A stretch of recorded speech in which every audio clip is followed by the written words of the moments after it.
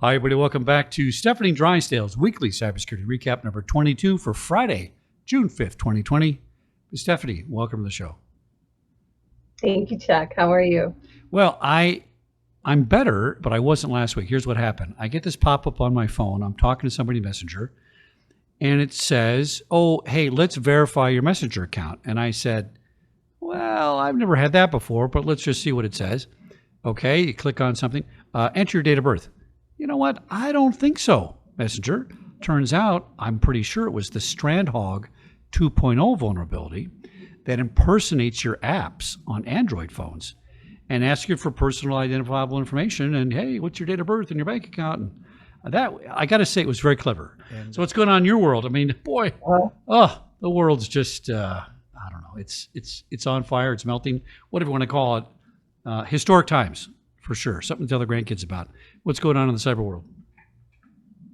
Yeah, so there's a lot going on. I'll touch on a few things. Obviously, there are a lot of cyber vulnerabilities going around lately. Apple has a bunch. Android has a bunch. Lots of work from home, remote attacks that are being specifically targeted toward people who are remote working. So just be very, very mindful. As always, just I say the same thing over and over, but just be careful what you click, be careful the phone calls you answer, and all of those different things. Always be skeptical and make sure that you report anything to your IT team so that they can blacklist anything that shouldn't be coming in.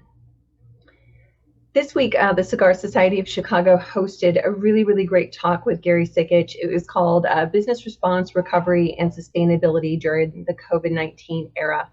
Gary is a really, intelligent wealth of knowledge when it comes to pandemic response and business continuity. He had some really great points, lots of historical data. If you caught that, you were lucky to catch it. Hopefully we can catch it soon. I think he's going to come talk to us soon, Chuck. But other than that, next time the Cigar Club has one of those meetings, I'd love to see more of you on there now that we're doing it remotely. It would be great. Shane Snow published an article this week on the next type of leader that the world needs.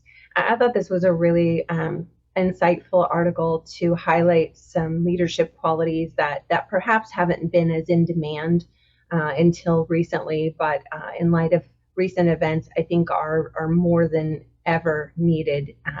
He touched on things kind of like to be a systems thinker, to factor in how one decision affects lots of decisions and how the sum should be greater than all the individual parts when you're factoring in your team members and the contributions that they make. That to be intellectually honest, to take integrity to that next level, to eliminate the gray area and those little micro deceptions and covering yourself here and there. Really, I think an important thing now, to a point I'll make in a second, to be intellectually humble, to be adaptable and secure enough to surround yourself with people smarter than you are and not be intimidated by that, for that to be the norm. And then to be empathetic and charitable, to put yourself in another person's shoes, to refuse to harm or hate them in any way.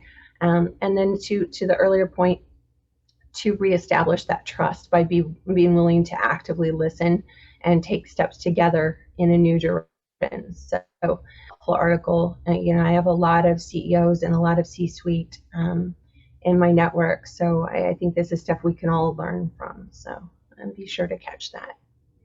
So Rick Nucci from Guru shared their blog on fighting systemic racism and learning to be better. We can all be better, right? I think there's a lot of talk right now. I know that some people are feeling a little overwhelmed, but that's just where we are. So let's just try to stay on top of it and really be a part of the solution.